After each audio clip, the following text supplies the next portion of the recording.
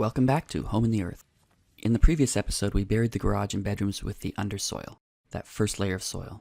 This video focuses on putting in insulation umbrella middle layer that traps the heat in that lower soil and keeps the moisture in the upper soil. Here in the plans you can see the insulation umbrella forms a nice smooth curve to separate the upper and lower soil.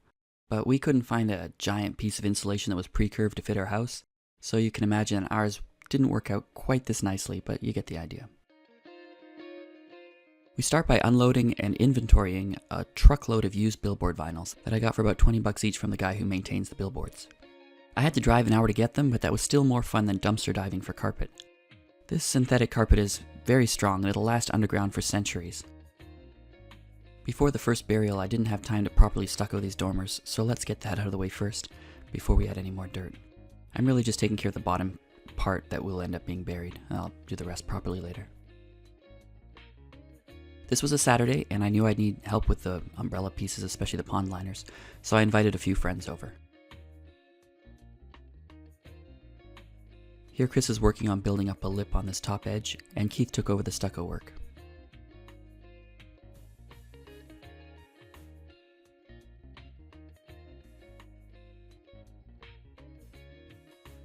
John was already up on the roof.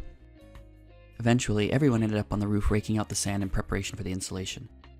Keith, an engineer in trade and nature, focused on making sure the grade was right for good drainage.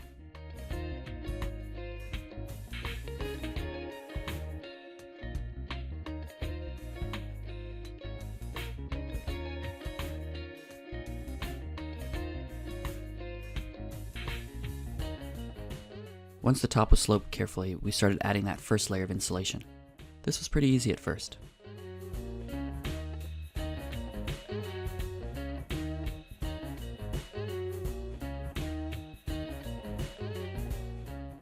Oops, someone knocked the camera over.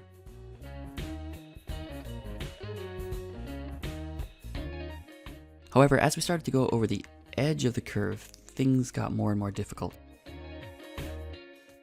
Actually, the video makes it look much easier than it was. The next step was to place the first billboard vinyl.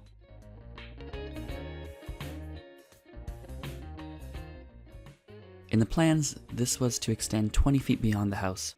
In reality, we had 48-foot long billboard vinyls, so it extended until it ran out, which turned out to be something like 16 or 17 feet past the edge, so close enough.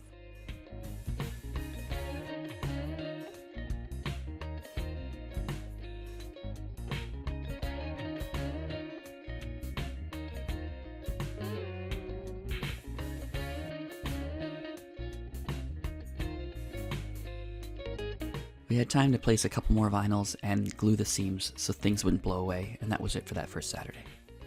On Monday I went back out to take care of the silt fence. The excavators had loaned me a little garden tractor with a plow on it that made the job pretty easy. Well, it was easy to plow in short grass, but it really couldn't pull through the longer grass.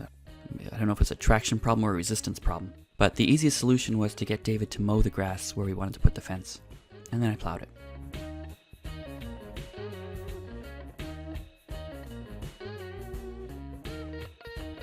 The fence posts hammer in pretty easily. Here we offset the two sections a little so it'd be easy to get past.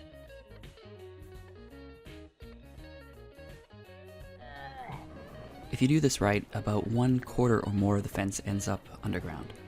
Then you just flip that turned dirt back into the trench. We left this little triangle of fabric on the ends just to keep tension. One other trick was to come back and screw furring strips on the side where the fabric was stapled to so that it wouldn't come off easily. Back up on the roof the next Saturday morning, this time on the garage side. We started with some fine-tuning shovel work, and Cherry continued the raking while the rest of us wrestled out that heavy pond liner. That pond liner was BTL 30, that's a very strong 30mm reinforced pond liner. Very heavy and awkward to move around.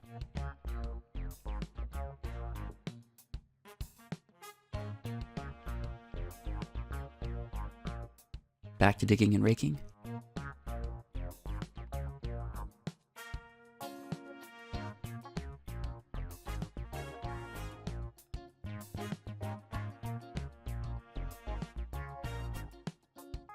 And then we started adding insulation to the garage. These are 2-inch thick sheets of 25 psi extruded polystyrene insulation, so not the easiest things to fit to a curved shape, but at least it wasn't windy. Although it is curved, it is a nice simple curve, so the garage was much easier to cover than the bedrooms. I attached the one edge of the vinyls to the vertical parapet wall using little blocks of treated wood screwed through into the ICF furring strips.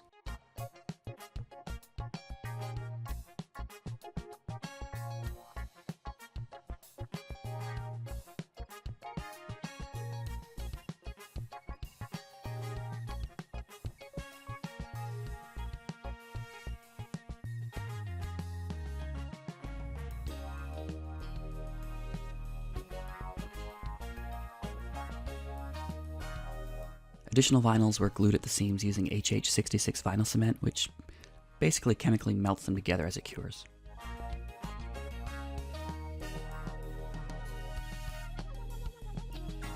According to the original plans, the garage was supposed to get a whole second layer of insulation in vinyl, but we were running out of time and money and decided that the garage didn't really need that much thermal protection.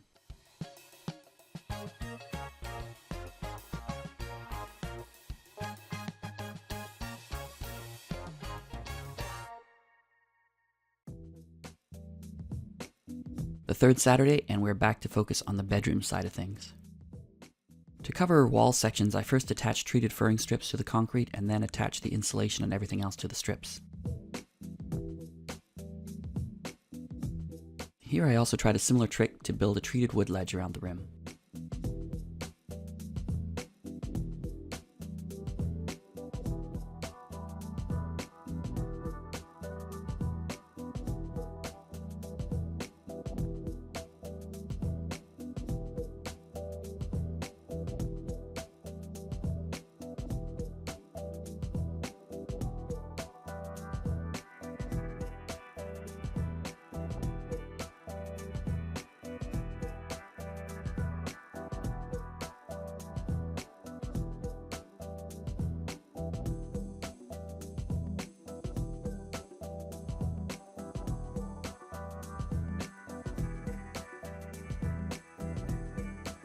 Then we put the first layer of vinyl over the first layer of insulation. And now a second layer of insulation is being added over that first layer of vinyl.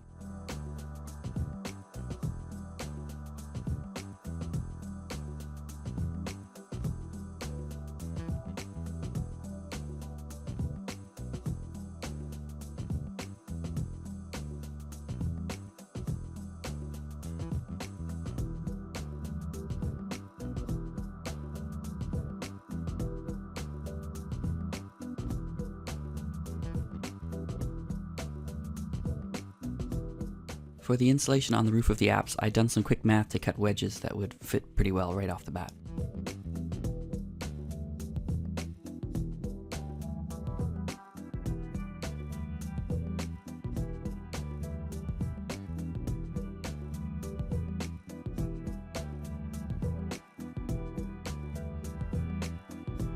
And here's a second layer of vinyl for the apse.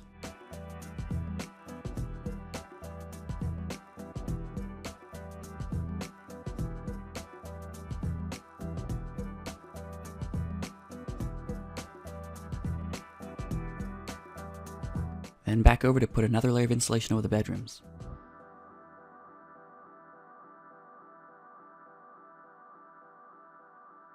This time we used spray glue to stick them to the vinyl below.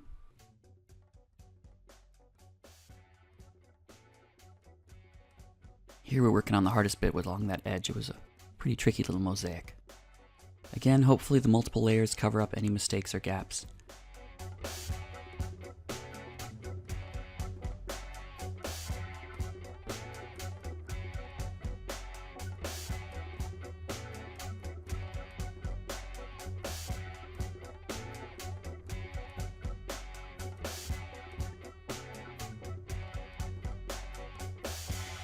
And then at the end we cut and trim to fit.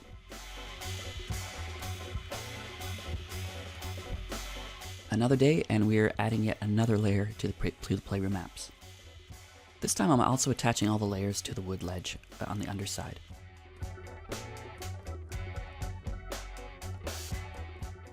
Sherry decided to hold onto my belt to prevent me from tipping over.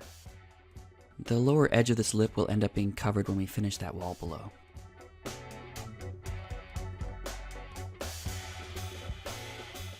And then back to working on another layer on the bedrooms.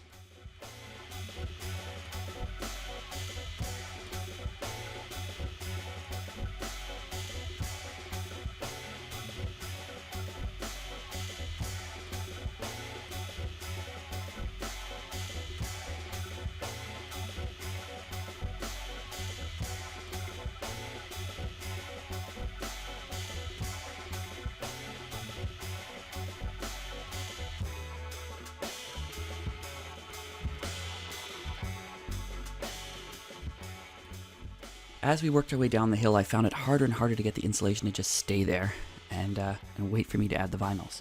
So I ended up putting the vinyls first and then sliding up the sheets of insulation up between the layers.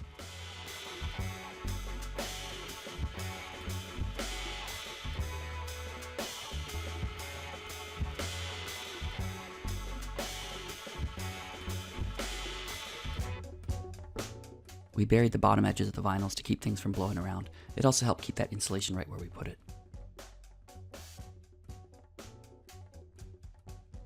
The carpet layer also helped keep things still for now. In the near term, when we're burying this, it will help keep that dirt in place. And then in the longer term, it will prevent anyone from accidentally digging through that vinyl. We also added an extra skirt layer around each of the skylights to help waterproof those, but I didn't film it. In the end, we needed more vinyls and carpets, so I picked both up in one trip.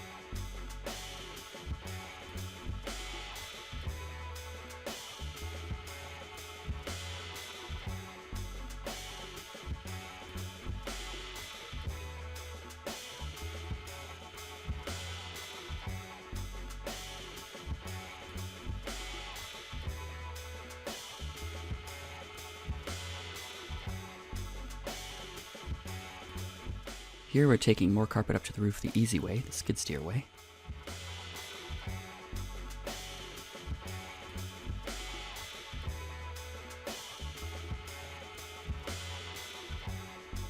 I wish I had got just one more load of carpet and covered the pond liner completely, but this'll do.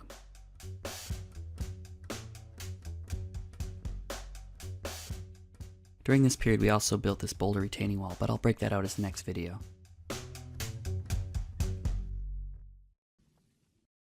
To catch that, please like, subscribe, and hit that notification bell.